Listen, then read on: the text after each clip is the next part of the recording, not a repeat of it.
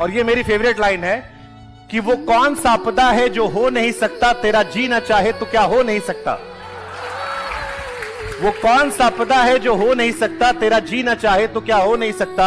एक छोटा सा चीटा जाके पहाड़ के ऊपर घर करे, क्या ये लड़के अपने ख्वाबों को मुकम्मल ना कर सके।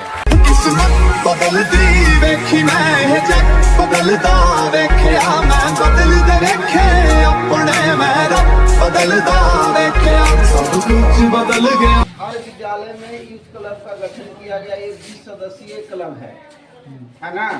20 सदस्यीय, 10 लड़का 10 लड़की, 10 छात्रा और 10 छात्र।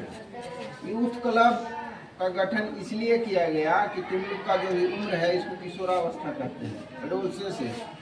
इसमें मन में बहुत बात रहता है लेकिन झिझक रहता है, शर्म रहता है ना। तो यूथ क्लब का इसीलिए गठन किया गया कि जो नया जनरेशन आ रहा है, जो यूथ आ रहा है, मतलब ये यूथ आ रहा है, पहले नंबर तो उसमें आत्मसम्मान का भावना विकसित करना। ठीक है, आत्मसम्मान का भावना विकसित करना, कई तरह के कौशल का विकास करना, और मन में जो भय है, शर्म है, झिझक है, जैसे हमको ऑफिस में जाना है, जाए कि नहीं, सर से कुछ कहना है, नहीं करता है।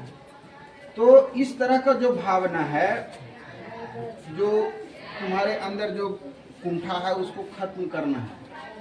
ना केवल ये 20 बच्चों का, तुमको तुम्हारे अंदर खत्म होगा। तुम अपने दोस्तों को, है ना, पीयर जिसको कहते हैं, कुछ पीयर प्रेशर भी होता है, तो अपने दोस्तों को, अपने अगल बगल छात्र छात्राओं को भी उससे बाहर निकालना है ना।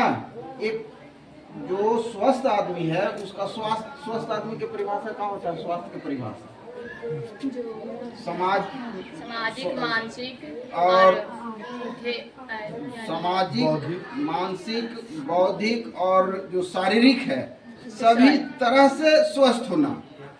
सामाजिक कहने का मतलब 10 आदमी है वहाँ पर, तो इससे कुछ बच्चा में फीलिंग होता है कि इधर से हम नहीं जा रहे है ना। नहीं, ये नहीं होना चाहिए। अपने आप में कॉन्फिडेंट होना चाहिए, मनोबल ऊंचा होना चाहिए कि नहीं, मैं सही हूँ, मैं जो करूँगा सही करूँगा, और अगर कोई कुछ कमेंट करेगा तो उसका मैं सही प्रत्युत्तर दूंगा। कहने का मतलब एक कंप्लीट जेंटलमैन तैयार करना है। ठीक है, तो यूथ क्लब, और उसके बाद जो राष्ट्रीयता का भी भावना का विकास करना है। सभी लोगों को ये बताना है कि अपने देश से प्रेम करो, अपने विद्यालय से प्रेम करो, अपने समाज से प्रेम करो, अपने कल्चर मतलब संस्कृति से। कई बार होता है, देखो एक चीज और हम तुम लोग को सिखाते हैं, पंजाबी एक कौम है, कनाडा में भी रहेगा तो पंजाबी में बात करेगा, लेकिन बिहार के आदमी 6 महीने के लिए दिल्ली जाएगा, मेरे को तेरे को आके गाँव में बात करना शुरू हो जाएगा। अपने भाषा पर भी गर्व करना होता है कि हमारा भाषा जो है सबसे समृद्ध है, किसी से कम नहीं है। आपस में हम बात करेंगे, जहाँ अंग्रेजी बोले के बात वहाँ तो अंग्रेजी बोलना ही है, लेकिन जब हम आपस में बात करेंगे तो अपनी भाषा में ही बात करेंगे, अपनी भाषा को समृद्ध करना है। तो यूथ क्लब का मतलब यही है कि हमको अपने कल्चर, देश, राज्य, गांव सबसे के प्रति आस्था रखना है।